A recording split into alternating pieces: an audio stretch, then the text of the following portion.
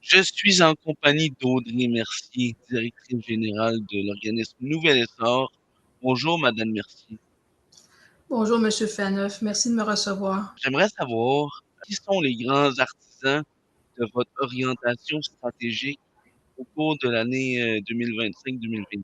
J'ai la chance de pouvoir compter sur un conseil d'administration. Donc, ce sont des bénévoles qui s'impliquent. Oui, il y a les séances du conseil, mais c'est bien plus que ça. Donc, on a leur appui pour l'organisation d'événements, pour réfléchir à la question salariale, pour réfléchir aussi à l'autofinancement, puisqu'on doit diversifier nos sources de financement.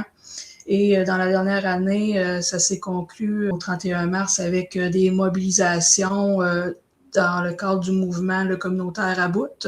Donc, mon CA a été très actif là-dedans. Je peux compter sur une équipe qui nous aide dans les grands volets de notre mission.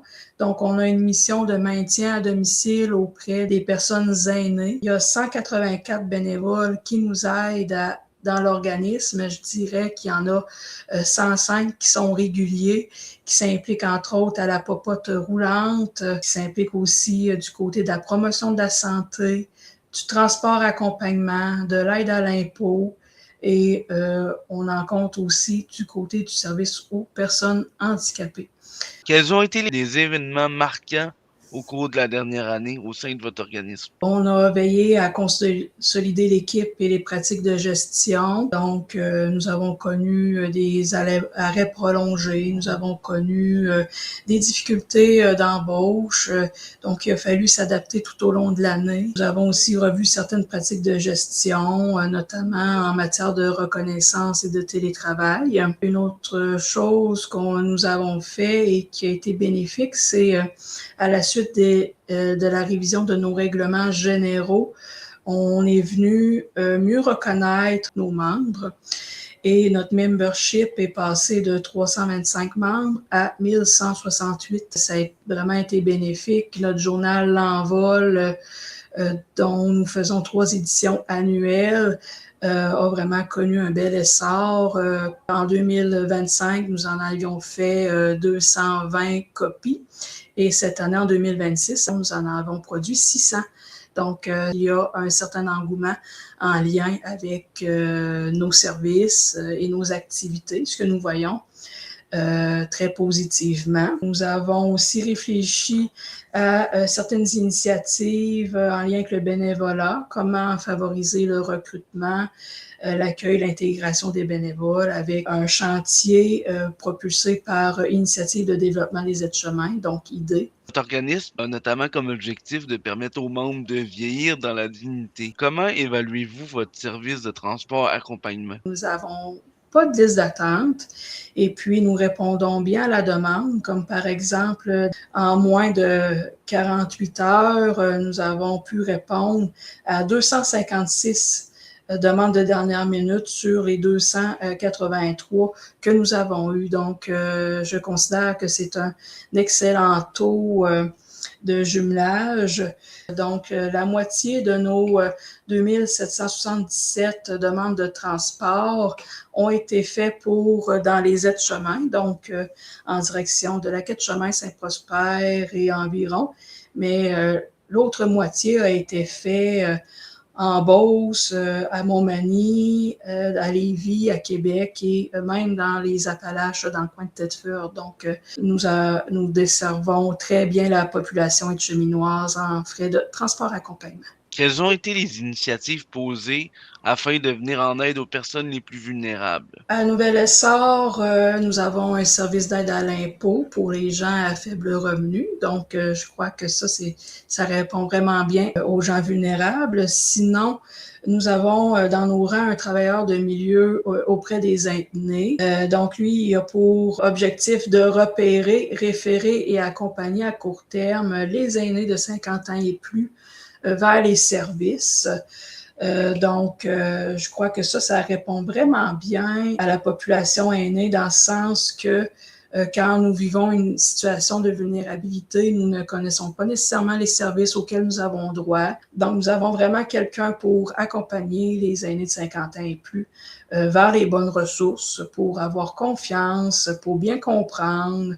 Donc, on est vraiment là pour faire une belle transition dans la vie des gens. Je vous dirais aussi qu'en termes de personnes vulnérables, nous répondons aussi aux personnes en situation de handicap, que ce soit un handicap intellectuel, un handicap physique ou un handicap du trouble du spectre de l'autisme. Donc, nous sommes financés pour offrir des activités de jour. Nous offrons des activités de jour en période automne, hiver, printemps, donc du lundi au jeudi. Et nous faisons aussi les samedis pour la clientèle jeunesse. Et sinon, nous vous offrons aussi les loisirs, donc en population générale. Nous avons des belles programmations. Et en période estivale, on change l'horaire et on répond 5 jours par semaine à ces gens-là. Donc, c'est vraiment notre service 0-100 ans, puisque nous avons des jeunes et des aînés. Comment évaluez-vous la portée de vos projets en insertion sociale et en inclusion? Donc, en 2024-2025, il y a eu un très gros projet à Nouvelle-Essor que nous avons nommé le Voyage dans le Sud. Donc, en avril 2025, nous avons été du côté de la République dominicaine avec 6 personnes en situation de handicap. Donc, nous étions 3 personnes de Nouvelle-Essor pour les accompagner. Et puis, il y a aussi des proches qui ont tenu à faire partie du voyage. Donc, c'était un bel objectif accompli en 2025 et ça nous a inspiré un nouveau projet qui s'appelle le Road Trip Inclusif.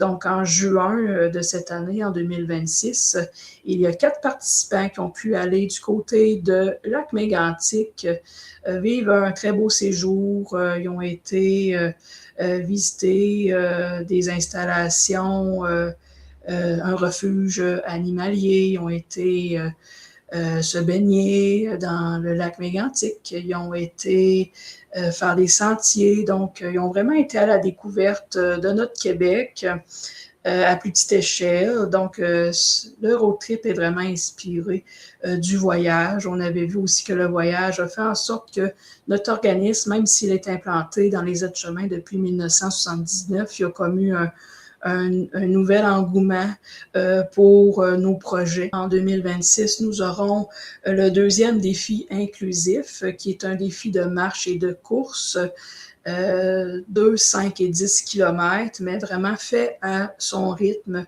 Chacun est gagnant dans ce parcours-là.